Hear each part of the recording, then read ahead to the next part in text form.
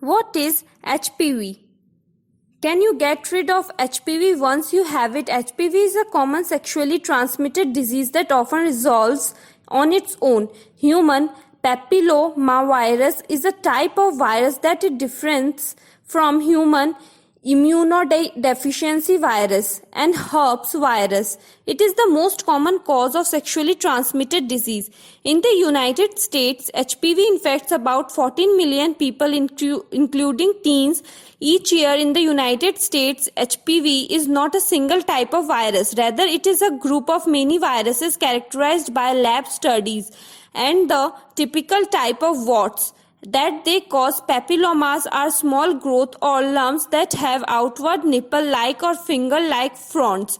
Most HPV infections may go away without causing any health problems. Some HPV infections can cause genital warts or cancer, such as cervical cancer, head and neck cancer, and cancer of the anus or penis. Can you get rid of HPV once you have it? In most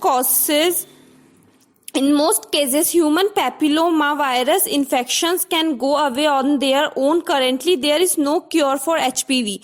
However, there is an effective and a safe vaccine with a lasting effect available for HPV. Once you are infected, you can manage the symptoms caused by HPV.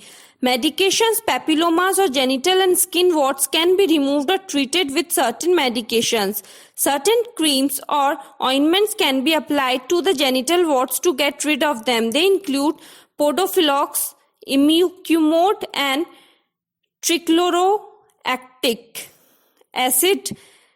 Cryotherapy. Warts can be treated by cryotherapy, which involves freezing the warts with liquid nitrogen. Cautery. Cauterizing the warts with heat or a laser can destroy them. Surgery. Warts can be removed by surgical treatment. Regular screening.